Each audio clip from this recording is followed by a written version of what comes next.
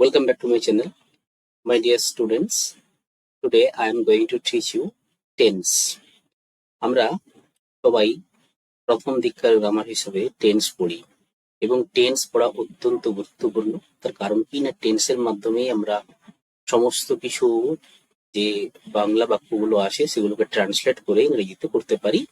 এবং প্রথম যখন আমরা স্পোকেন ইংলিশ অর্থাৎ ইংরেজিতে কথা বলতে চাই, তখন জেনারেলি ট্রান্সলেশনের মাধ্যমে অর্থাৎ টেন্সটা কি আছে সেটাকে ট্রান্সলেশনের মাধ্যমে চেঞ্জ করে ইংরেজিতে সেভাবে আমরা কথা বলি।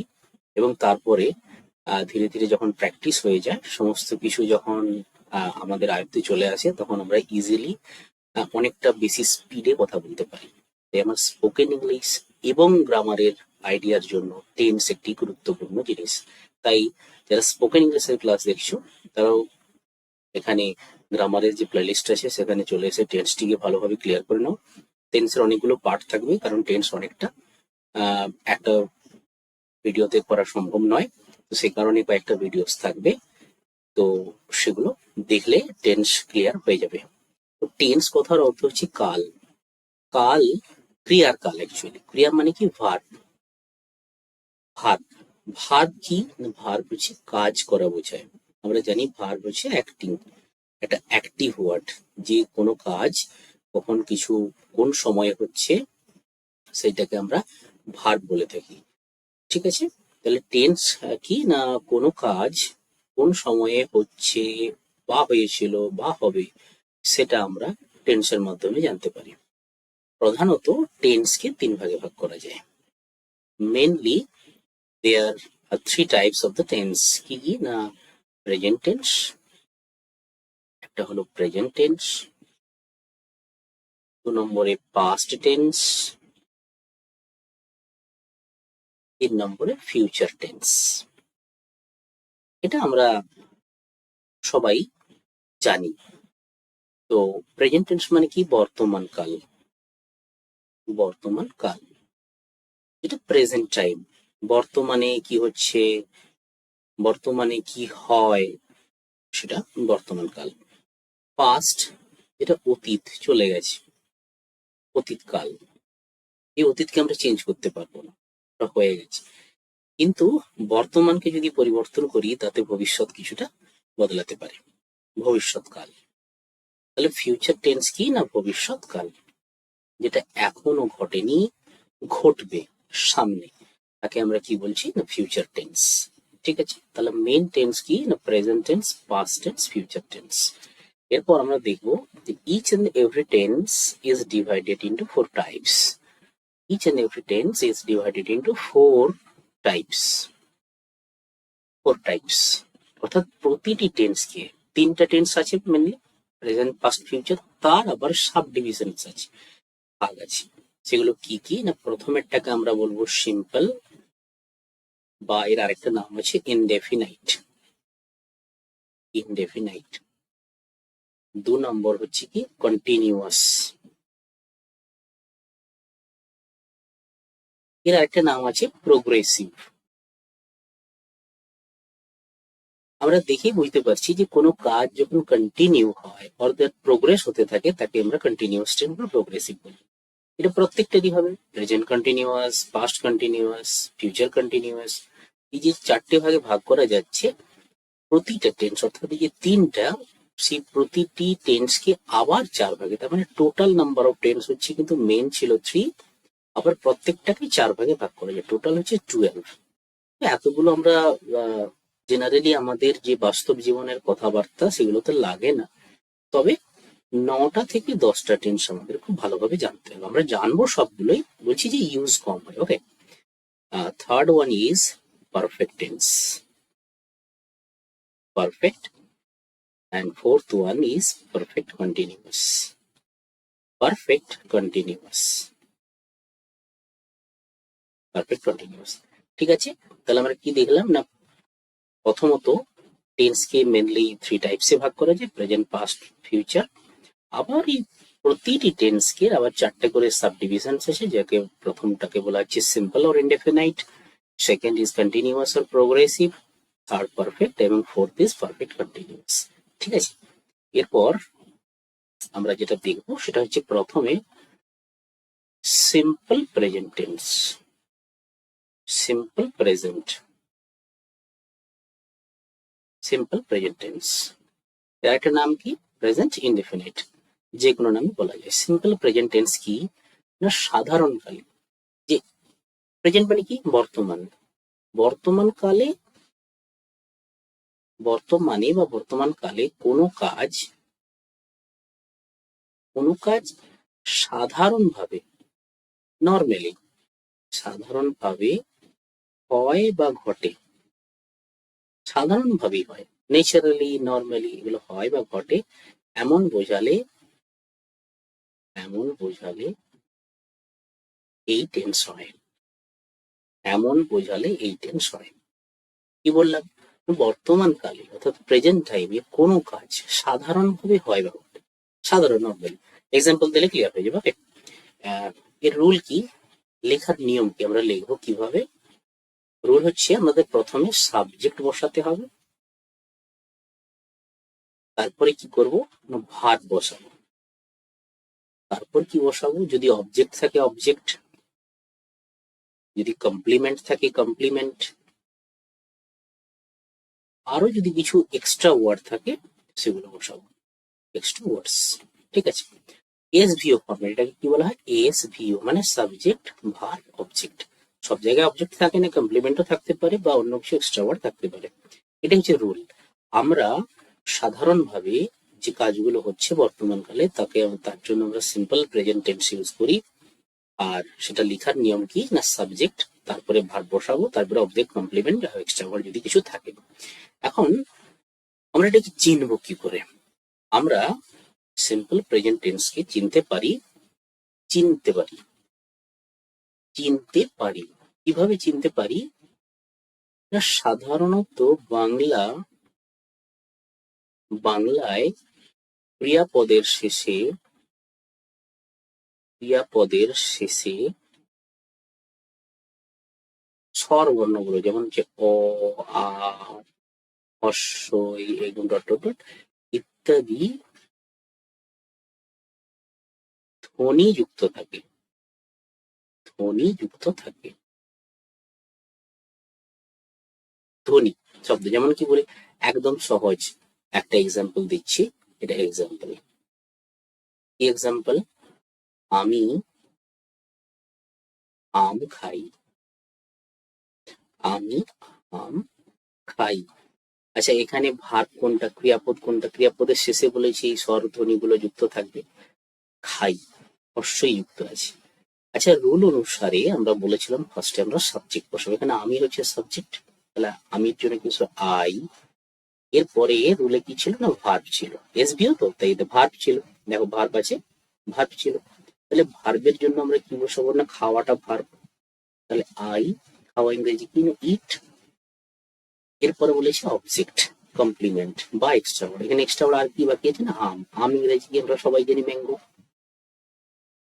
I eat mango. এটা কোন টেন্স তাহলে হয়ে গেল? প্রেজেন্ট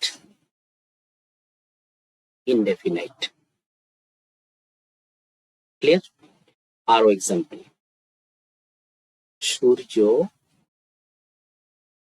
পূর্ব দিকে ওঠে, পূর্ব দিকে ওঠে, তাই তো? সূর্য পূর্ব দিকে ওঠে। এখানে ভার্ব কোনটা অর্থাৎ ক্রিয়াপদ কোনটা বাংলাতে না, ওঠে। ওঠে যদি উচ্চারণটা আমরা একটু ভালো করে খেয়াল করি, ওঠে, এ সাউন্ড একটা আসছে শেষে, তাহলে এখানে আমাদের ফার্স্টে আমাদেরকে সাবজেক্ট বসাতে হবে। সাবজেক্ট কি আছে? সূর্য। আমরা জানি যে পৃথিবীতে একটি সূর্য আছে, তাই সূর্যের আগের দিকে আমরা ডি সান বসাবো, ডি সান। ওর পরে ছিল ভার্ব, ভার্ব কি এখানে ওঠা, এখানে ওঠা, সূর্য ওঠার ইংরেজি কি, রাইজ। কিন্তু এই ভার্ব, সরি, এই সাবজেক্টটা third person singular number, third person singular number হওয়ার জন্য আমরা এখানে এস লাগবে। দ্য সান রাইজেস, বাকি থাকলো কি, পূর্ব দিকে। এটা কিন্তু অবজেক্ট কমপ্লিমেন্ট কিছুই নয়, এটা একটি extra word. In the east, adverbial phrase, in the east, the sun rises in the east. Rises কেন হলো, এস কেন লাগলো? Third person singular number subject হওয়ার কারণে। ঠিক আছে? এরপর তাহলে আমাদের একটা রুল আমরা কি শিখলাম, এখানে একটা স্টার দিয়ে একটা রুল আমরা লিখবো, যে ইফ না, যদি subject third person singular number হয়, থার্ড পার্সন সিঙ্গুলার নাম্বার হয়, তখন ভার্বের শেষে কি কি যোগ করতে হয়? হয় এস, ইএস বা কোথাও কোথাও আইএস লাগে, ইএস যোগ করতে হয়, ঠিক আছে। আর যদি হ্যাভ থাকে, হ্যাভ থাকলে হ্যাভটা না বসে তখন হ্যাজ বসে, ঠিক আছে। যে এক্সাম্পল কি, আমি ধরো বললাম যে আই হ্যাভ এ টয়, আমার একটা খেলনা আছে, কিন্তু এই আই এর জায়গায় আমি যদি থার্ড পার্সন সিঙ্গুলার কোনো সাবজেক্ট নিয়ে আসি, কারোর নাম বলে দিলাম, সাপোজ প্রবীণ, তখন আর হ্যাভ হবে না, যেহেতু এটা third person singular number, has আর টয়, ঠিক আছে। মাই ব্রাদার লাভস সুইট, আমার ভাই মিষ্টি ভালোবাসে, কিন্তু যদি এটাকে আমি দে করে দিই, দে, তখন কিন্তু এটা আর এসিএস লাগবে, কারণ দে কি থার্ড পার্সন হলেও এটা প্লুরাল, দে লাভ সুইটস, ক্লিয়ার। এভাবে আরো কিছু এক্সাম্পল, যেমন সে প্রতিদিন স্কুলে যায়, সে প্রতিদিন স্কুলে বা বিদ্যালয়ে যায়, সে প্রতিদিন বিদ্যালয়ে যায়। সাবজেক্ট আমাদের কি, হি বা সি, সের মাধ্যমে তো বোঝা যাচ্ছে না যে এটা ম্যাসকুলাইন নাকি ফেমিনিন, মানে ছেলেকে বলা হয়েছে কি মেয়েকে, দুটোই লিখতে পারি বা যে কোনো একটা। গোজ, যাওয়া ইংরেজি কি গো, কিন্তু থার্ড পার্সন সিঙ্গুলার নাম্বার পাওয়ার জন্য গোজ, হি গোজ টু স্কুল, প্রতিদিন বলেছে তাহলে এভরিডে, ঠিক আছে।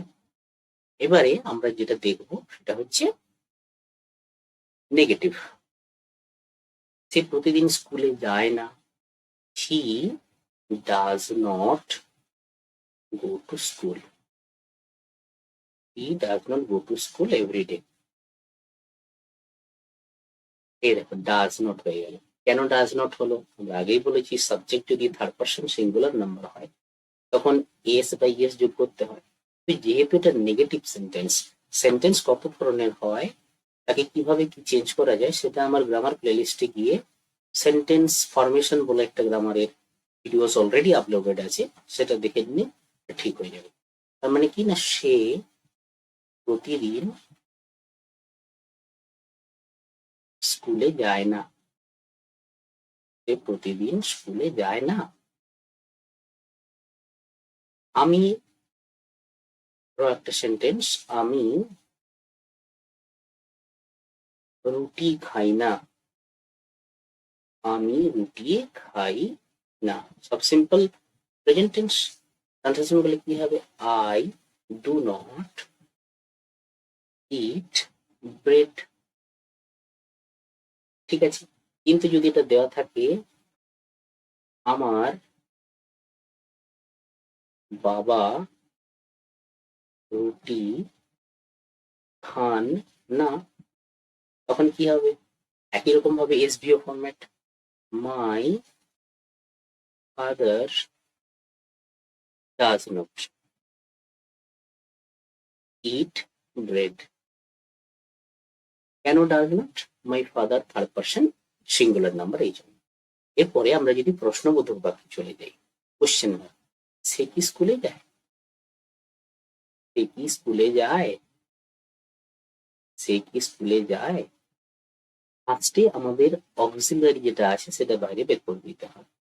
এখানে অক্সিলারি অনেকে ভুল করে, যেহেতু সে আছে হি বা সি, তার জন্য ইজ লাগিয়ে দেয়, মানে এভাবে লিখে দিই, is she go to school, এইভাবে দিয়ে কোশ্চেন মার্ক, কিন্তু ভুল। কেননা ইজ তোমার নেই, আমি আনবো কোথা থেকে, যদি কিছু না থাকে আমাদের রুল বলে, তাহলে আমাদেরকে কি আনতে হয়, বিভাগ হিসাবে ডু ভার্ব আনতে, টুটা, তারপরে যেহেতু থার্ড পার্সন সিঙ্গুলার নাম্বার তো এটা আসবে, does he go to school, does he go to school, সে কি স্কুলে যায়? কিন্তু যদি থাকে যে আমি স্কুলে যাই না, আমি স্কুলে যাই না তো আগে হয়েছে, সে কি স্কুলে যায়? তাই আমি কি স্কুলে যাই, আমি কি স্কুলে যাই, আমি কি স্কুলে যাই। এখানে অনেকে ভুল করে এভাবে লিখে যে am I dot dot dot, যেহেতু ওরা জানে যে আই এর পরে এম বসে, তাই অক্সিলারি হিসাবে এমটাকে আমরা পাই না। এখানে নেই এই অক্সিলারিটা এখানে, তাই না থাকলে ডু আনতে হবে। Do I go to school, do I go to school, ঠিক আছে। এইরকম আরো কিছু, তুমি কি আমাকে চেনো, do you know me, do you know me, ঠিক আছে। তাহলে এগুলো সব সিম্পল প্রেজেন্ট টেন্স বা প্রেজেন্ট ইনডিফিনিট টেন্সের এক্সাম্পল। এখন আমরা যেটা জানবো যে সিম্পল প্রেজেন্ট টেন্স কোথায় কোথায় বসানো যায়। তো প্রথমত জানলাম যে বর্তমানের সাধারণ ঘটনার ক্ষেত্রে, যেগুলো তখন আমি বললাম, আমি একজন ছাত্র, তুমি কি স্কুলে যাও, সে আমাকে জানে, আমি মিষ্টি ভালোবাসি, এগুলো সব সাধারণ ঘটনা। এরপরে যদি দেখবো আমরা ইউনিভার্সাল ট্রুথের ক্ষেত্রে, ইউনিভার্সাল ট্রুথ, যাকে চিরন্তন সত্য বলা হয়, ইউনিভার্সাল ট্রুথের ক্ষেত্রে আমরা ইউজ করব। তিনে হিস্টোরিক্যাল, হিস্টোরিক্যাল ইভেন্ট, হিস্টোরিক্যাল ইভেন্টের ক্ষেত্রে, ঐতিহাসিক কোনো ঘটনার ক্ষেত্রে আমরা সিম্পল প্রেজেন্ট টেন্স ইউজ করব। আরেকটা কি আছে, নিয়ার ফিউচার, নিয়ার ফিউচারের ক্ষেত্রে অর্থাৎ নিকট ভবিষ্যৎ। আপাতত এইগুলো জানলে আমাদের কাজ চলবে। নিয়ার ফিউচার, নিকট ভবিষ্যতের ক্ষেত্রে আমরা সিম্পল প্রেজেন্ট টেন্স ইউজ করব। আচ্ছা, ইউনিভার্সাল ট্রুথ গুলো কিরকম? ওই যে ফার্স্ট একটা দিয়েছিলাম, যে এক্সাম্পলে কি ছিল, the sun rises in the east, সূর্য পূর্ব দিকে ওঠে। পৃথিবীর যে কোনো প্রান্ত থেকে দেখলেই সূর্যকে নাকি পূর্ব দিকে উঠতে দেখা যায়। তাহলে এটা চিরন্তন ইউনিভার্সাল ট্রুথ, সবসময় সত্য। আর example, oil floats on water, এর মানে কি, তেল জলে ভাসে, ইউনিভার্সাল ট্রুথ, সমস্ত তেলই জলের উপরে ভাসবে। Next, the earth moves round the sun, অর্থাৎ সূর্য স্থির, পৃথিবী তার চারদিকে ঘুরছে। তার মানে কি, পৃথিবী সূর্যের চারদিকে ঘুরে। আগে আমরা কি জানতাম, এক সময় যখন আমাদের কোপার্নিকাস গ্যালিলিওরা আসেননি, বিবলিক্যাল এজ চলছিল, বাইবেলের যুগ চলছিল, তখন বলা হয়েছিল যে না, পৃথিবী স্থির, সূর্য এদিক থেকে ওদিকে দিয়ে আছে, অর্থাৎ সূর্য মুভিং, সূর্য মুভ করছে। কিন্তু সেটা তো বর্তমানে বদলে গিয়েছে দাদা। এটাই চিরন্তন সত্য, ঠিক আছে, চিরন্তন সত্য, universal truth.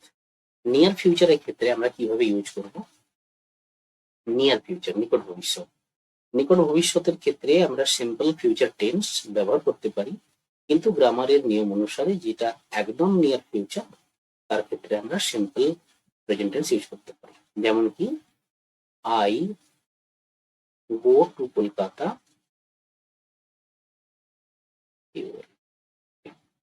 I go two Kolkata tomorrow, আমি আগামীকাল কলকাতায় যাব, এখানেও কিন্তু সিম্পল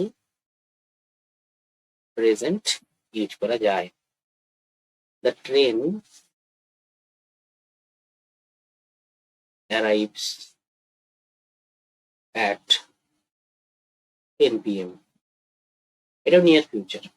কেননা হয়তো এখন সন্ধে 8টা বাজে, রাত্রি 10টার সময় ট্রেন আসবে, তাহলেও আমরা এভাবে বলতে পারি যে ট্রেন অ্যারাইভস অ্যাট 10 PM, ট্রেনটি রাত্রি 10টার সময় আসবে, near future. I read in plus 7 next month.